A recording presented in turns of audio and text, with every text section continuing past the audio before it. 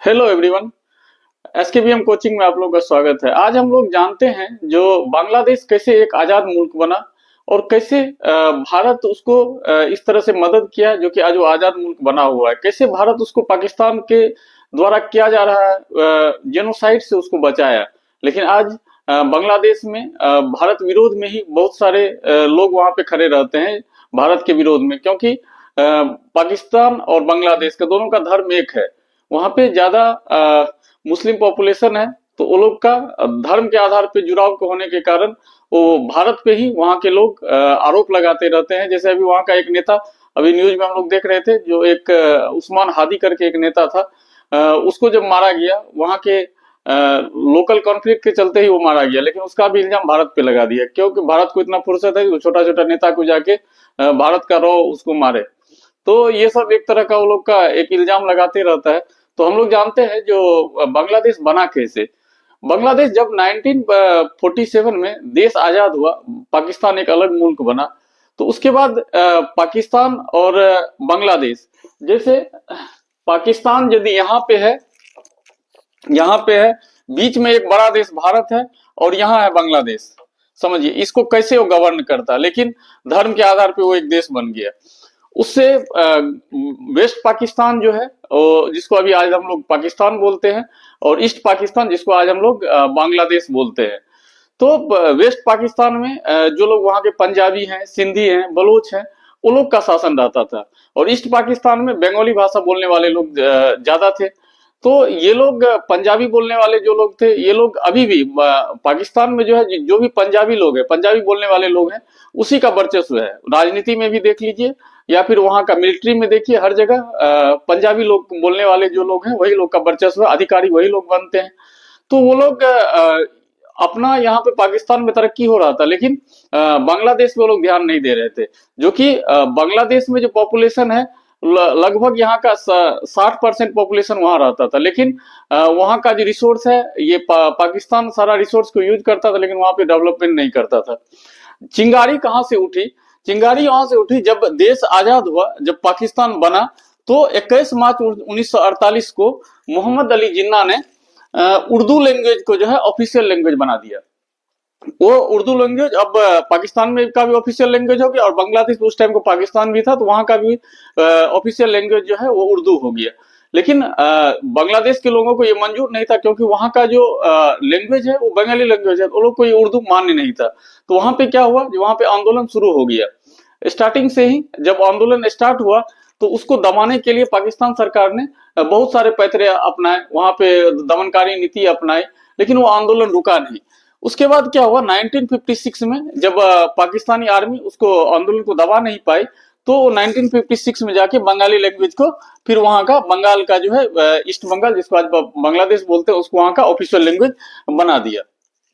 उसके बाद क्या हुआ, फिर भी वहां पे जो है पाकिस्तान का जो भी मिलिट्री था, वहां पे दमनकारी नीति अपनाती थी, वहां के बच्चे के साथ, महिलाओं के साथ दुर्व्यवहार करता था, वहां के जो भी नेता लोग थे उसके साथ भी दुर्व्यवहार होता था।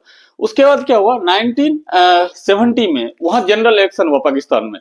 पाकिस्तान में जब जनरल इलेक्शन हुआ, तो बांग्लादेश से जो है अवामी लीग, जिसके नेता जो थे शेख मुजीबुर रहमान, वो वहां पे उनको ज्यादा सीट आई। लगभग 303 सीट टोटल था पूरा पाकिस्तान में, 167 सीट लाया, सिर्फ आवामी लीग लाई। ये सिर्फ बंगाल में ही लाई, ईस्ट बंगाल जिसको हम लोग बांग्लादेश बोलते हैं। तो यहाँ पे जब आई तो इसकी सरकार होना चाहिए।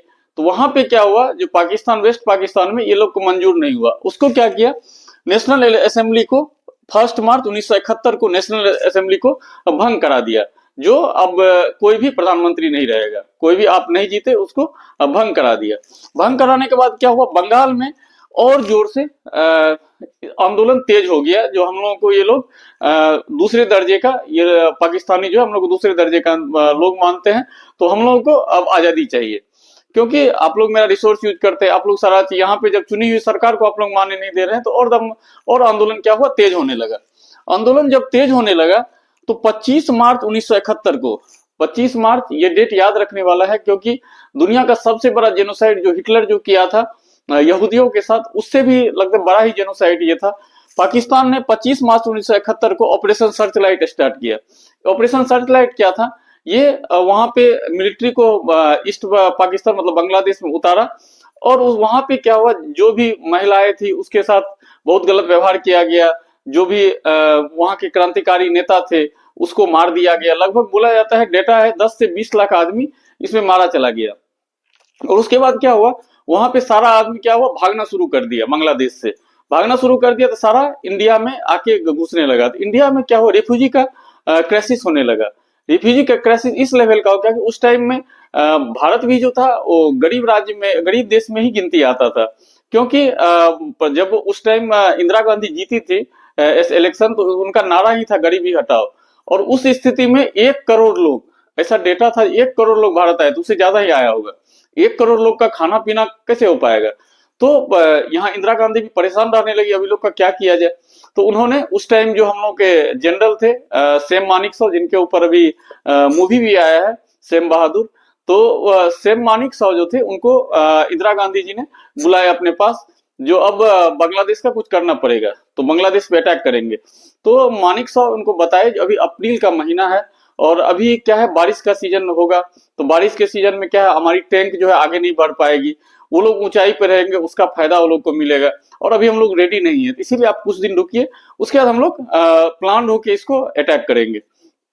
तो जब सारा चीज ढंग से समझाया गया तो इंदिरा गांधी जी भी मान गई और इस चीज के लिए वो तैयार हो गई, जो ठीक है आपको जब सुटेबल लगे उस टाइम हम लोग अटैक करेंगे। तो ये बात हो गई। उसके बाद इंदिरा गांधी जी क्या किए, उस टाइम इंदिरा गांधी जी का और अमेरिका के साथ रिलेशन अच्छा नहीं था, आज भी अच्छा नहीं है रिलेशन, उस टाइम भी अच्छा नहीं था।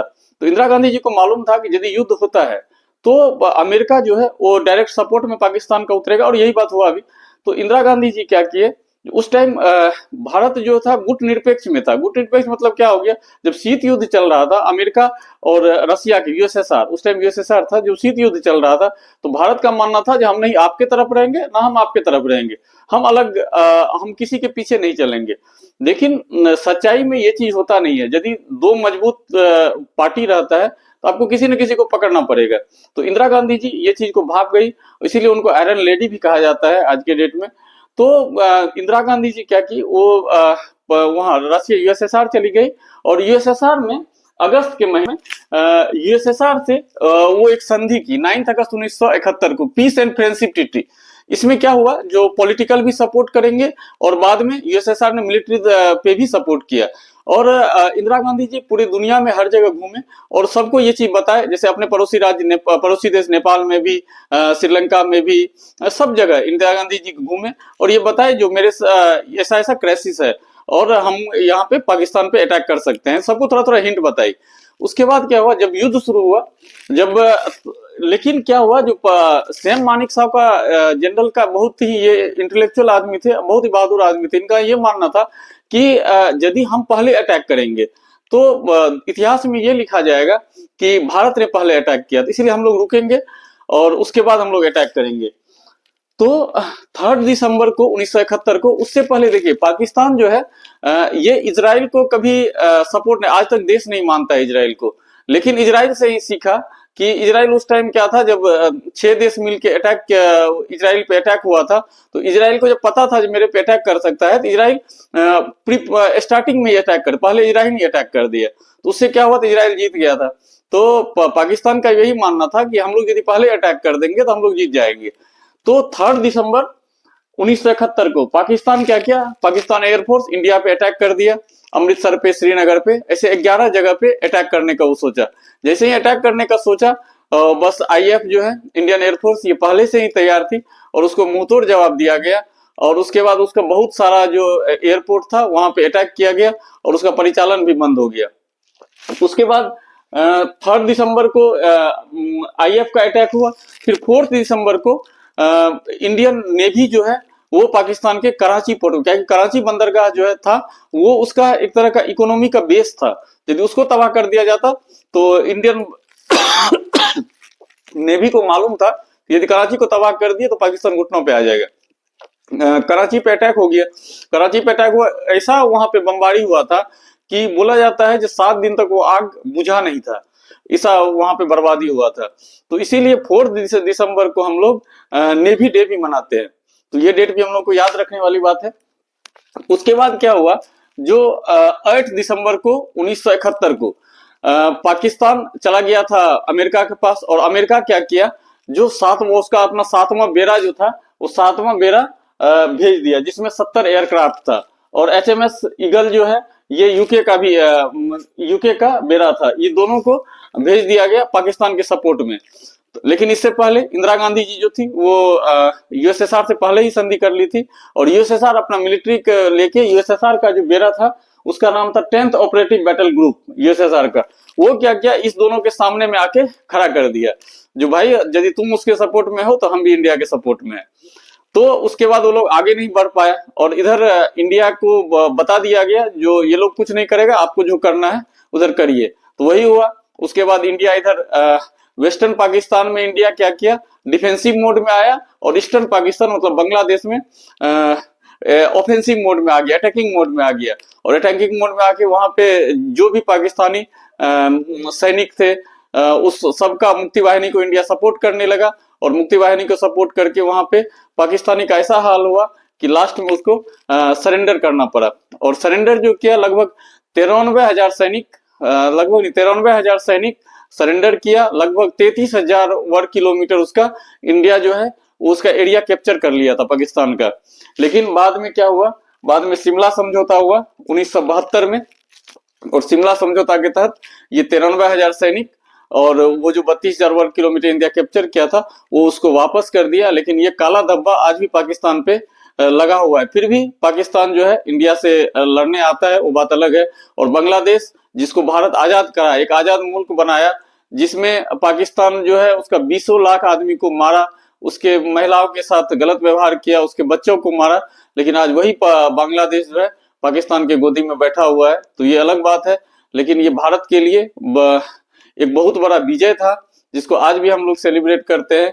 और आगे भी ना भारत, ना पाकिस्तान, ना बांग्लादेश, किसी का भी ऐसा हिम्मत नहीं है कि वो भारत से आके लड़ पाए।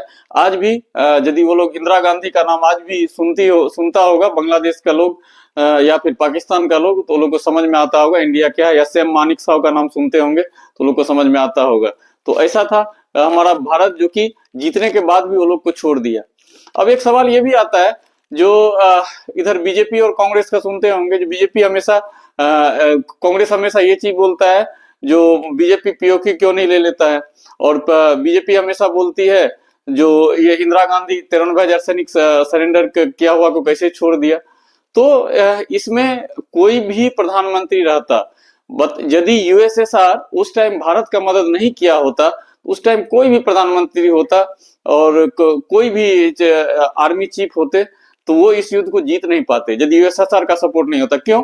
क्योंकि USSR का यदि सपोर्ट नहीं, मिलिट्री सपोर्ट नहीं मिलता, तो US जो है वो आगे आता, यूके आगे आता, और फिर भारत के लिए दिक्कत वाली बात हो जाती।